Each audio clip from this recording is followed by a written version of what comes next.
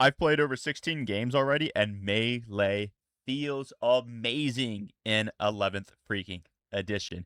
If you've been considering a Melee army or a little bit worried about the new firing lanes that are on these tables, this is the video for you. So let's buckle in. Let's learn why Melee is doing so great and how you're going to build your list to crush, the freaking game. Guys, I am Doc Crump. I am a top 100 player. I'm a professional Warhammer 40,000 coach, and I'm a chiropractic neurologist. I study all things strategy and tactics, and I love bringing this information to you so that I can help you develop critical thinking skills to become the best possible player that you can be. So, let's talk about all the things that are making Melee super, super awesome. This is not to say that shooting is dead. That is not the claim here at all. But some of my predictions about 11th edition have absolutely been validated. Yep, defilers are done. Yep, Terminators are freaking awesome, especially with the points reveals from yesterday where Terminators dropped in cost by a ton. These guys are freaking great. So what we're talking in today's video is we're going to talk about some of the app updates that have happened. We'll talk specifically about Hidden and its impact on the game. We're going to talk about the mathematics behind cover and why new cover mechanics are so much better for your Melee armies. We're going to talk about objective placements and how that's going to be affecting the way that we play. And that's going to be combined with the concept of the types of dispositions that we are running. Currently, as far as dispositions are concerned, a lot of people are all thinking about Purge the Foe, how Purge the Foe is the scariest disposition out there. I've got kind of a counterpoint to you that it's certainly the obviously easiest to score, but I've got some counterpoints to you on that one, especially if you're Melee army. You might want to hold off on those Purge the Foe dispositions. And then lastly, I'm going to give a little bit of advice for your shooting armies and how, if you're a shooting player, you're going to counteract some of these big Melee advantages that Melee has developed. Not that I want shooting to do well, because I freaking hate shooting. I like to crump in Melee. But I do love you, and I want you guys performing well. And trust me, shooting is not dead. So let's get right on into the video. We're going to talk about all these things. And guys, if you like this content, I need you to hit the like button and share it with your friends, because that is key for me being able to make more of these videos and bring you all the happy joy in the world. And also, you can definitely jump into the Happy Crippin Discord. And if you sign up as a member, you'll have access to the friendliest and most helpful gaming community in the freaking world. So let's just talk about some of these new really, really cool mechanics. And I want to start with hidden and objectives.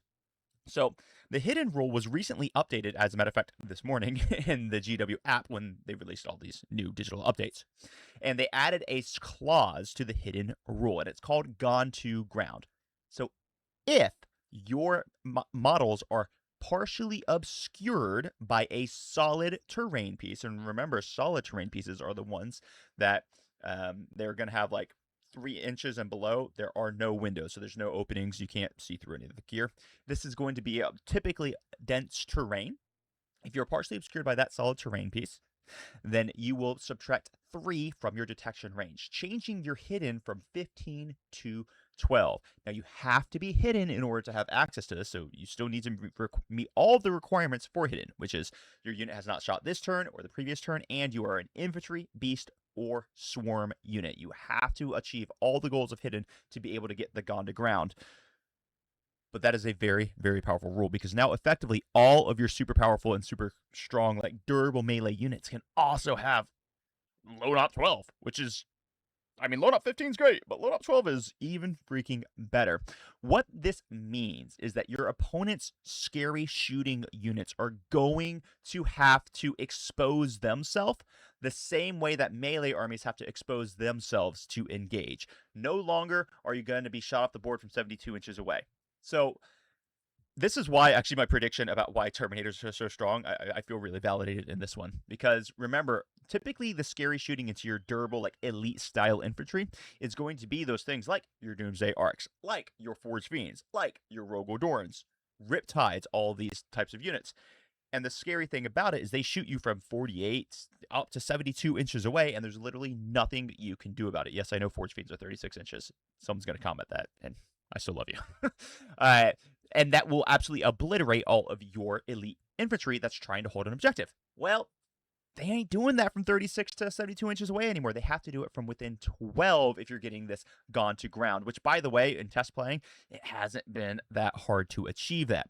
What this means is that I can take, say, like, I just have on this image here, I just made this up for you guys quickly. I got these Sanguinary Guard, but it could be Terminators, it could be Wolfguard Terminators, any type, and it could be literally just Imperial Guardsmen too. Just any infantry, beast, or swarm would qualify for this.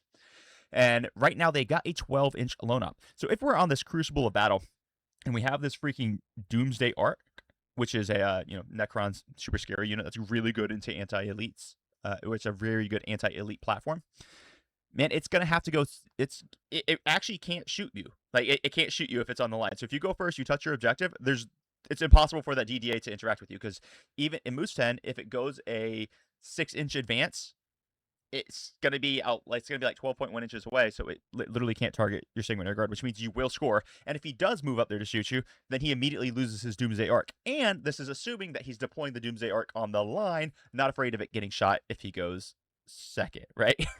Which is a big freaking problem for him. Now, I know there's ways you can counteract this. Like if they have the Silent King, for example, they can give him +2 to move. So I understand there's nuance behind everything in 40k, so please keep that in mind as I'm talking. There's always nuance to every single decision, but the simple ability to have this loan up is such, or loan up in quotation marks, gone to ground from hidden, is such a big deal for improving the stability and durability of your hyper elite units. Yes, people can still charge you, but look at the distance that they have to move if they want to charge you. So if they want to be interacting with you like melee wise, well, that's good, because that's where you want to be when you're taking these elite infantry anyway, because they counteract melee armies. Not to mention, if people want to kill elite infantry models like Terminator style bodies, it's shocking how inefficient most melee is into Terminator bodies. Especially with the crazy points drops from yesterday's, where we can have a unit of freaking assault Terminators for 155 points. That is absolutely bananas. In order to kill that squad, you're going to have to overcommit in melee, and you're going to have to get very uncomfortably close with your anti-elite shooting. So very, very powerful for your hidden mechanism with the new Gone to Ground addition. And if you want to know where that is in the app.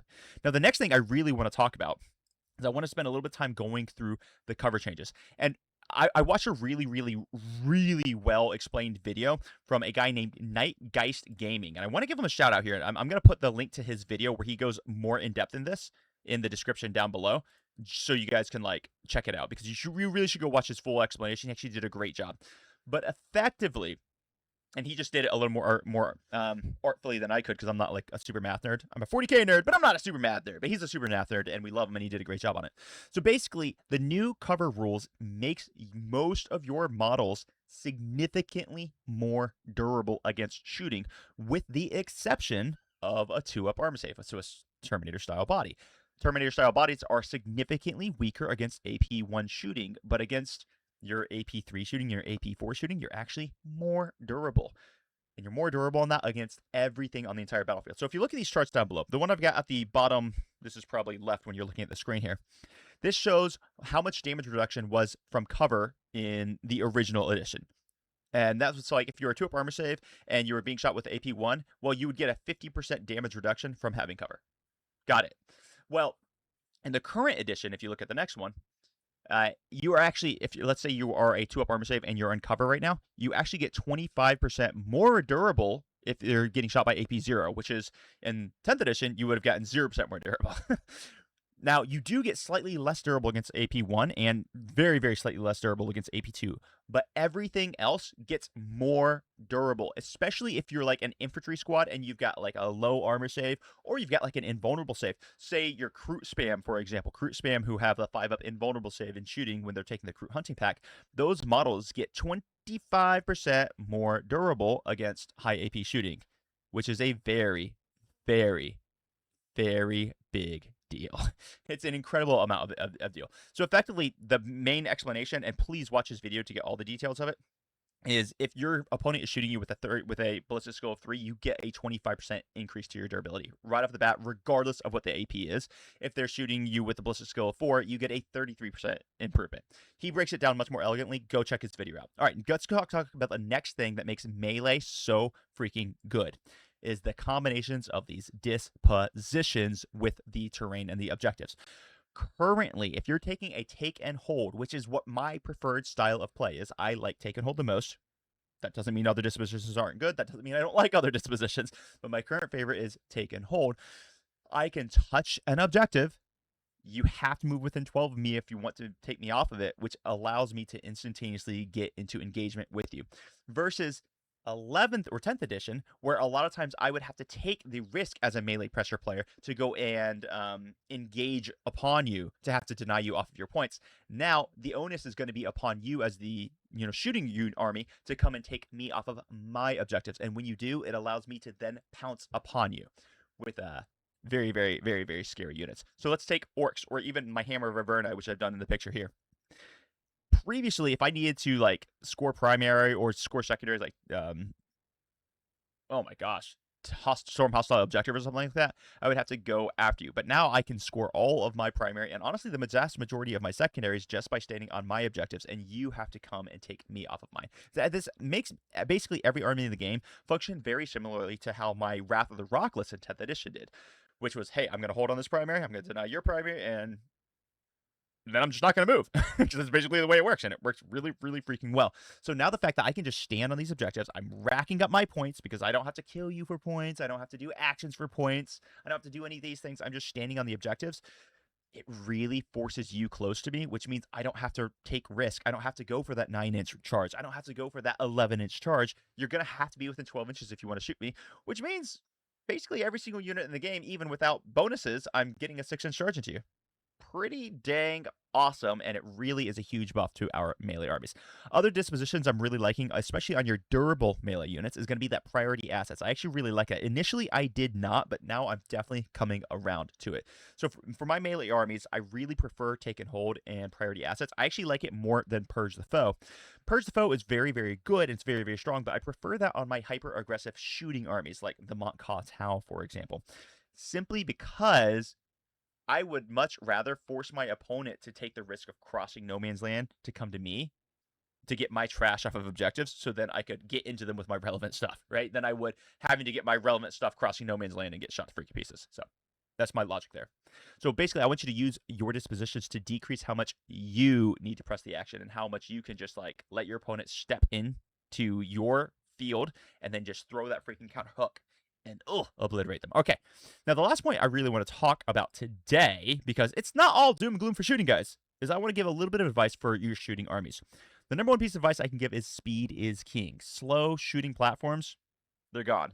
Unfortunately, my beloved Desolation Marines, they're dead. No longer. No mas. They got a 20 point decrease from their 200 points. And indirect is still effectively dead. Yes, I know you can technically use indirect, but it's not good. It's just not good, okay? You really want to take use of those fast shooting armies so that you can actually get into position as quickly as you need to dramatically overwhelm your opponent in shooting in one phase. Actually, you want to be playing your shooting armies in a lot of situations the same way melee players play their melee pressure armies. Think of it as a shooting pressure army. If you get everything up in your opponent's grill and you kill 1,000 points of their army, you don't really care if 1,000 points of their army charge 2,000 points of your army. Just doesn't really matter because you've already gotten the first big punch. And this is why Tau are one of the really, really scary threats in the meta right now, because Mont Ka can absolutely freaking do that. Another thing you really want to focus on is detection range manipulation. It doesn't matter if your opponent has hidden with gone to ground, so they're effectively 12-inch lone up, if you can add 9 inches to their detection range, because then it's like 21 inches, and that could really screw up the melee players' game plans. Then you really, really, really want to take advantage of, I think, one of the biggest buffs to shooting in the entire edition, which is much easier ingresses. Being able to ingress 8 inches away versus the 9 inches away that we used to be able to ingress is a dramatic increase in the ability to drop into positions where your opponent doesn't want you. It becomes much harder to screen an 8 inches deep strike everywhere than it did to screen a 9-inch deep strike. So please take advantage of this. Tempestus Scions from Imperial Guard are one of the guys who love this change, because they're going to be dropping down with a much easier time of doing that deep strike and then just obliterating you than previously. So remember, if you are a melee player and you're using this hidden rule and the gone to ground rule to force your opponent's big shooting to stay, far away from you, they got these little buggers as well that can drop down and blast you. So you need to screen your backfield as well so they can't shoot you from behind. And then lastly, one of the biggest deals that you can possibly look for as in a shooting army is ignore cover. Enhancements, stratagems, units that can provide it. Ignore cover is king. If I go back to this first little chart, and please remember, Nightgeist actually breaks this down much more elegantly than me, so I want you to go watch his video. just straight off the bat, if your opponent has a ballistic skill of 3 up, getting cover is a 25% reduction in your damage you're going to deal to them. If they're a 4 ballistic skill army, it's a 33% reduction. It is crazy how big a deal that is. So if you can ignore cover, that is everything. That is a huge, huge buff to your shooting army. So these are things you really want to be looking for. So anyway, melee feels freaking amazing. I absolutely love it. The fact that we can stand on objectives really far away with that 12-inch load up really forces our opponent's actual anti-elite shooting to get way uncomfortably close, allowing us to have a really, really dramatic go turn. It feels absolutely amazing. When you're planning your building, make sure you're taking dispositions that support the way you want to win the game. And I'm working with my coaching clients right now where we're really, really focusing on this, and we've got some really cool stuff that we're actually building, and I'll be able to offer it to you guys in a little bit when it comes to like how to plan based around these dispositions. So with that, I'm gonna go ahead and take off, and I want to hear your opinions. Do you think melee is feeling freaking great, or do you freaking hate it? I'm curious. Until next time, crump on. Bye bye.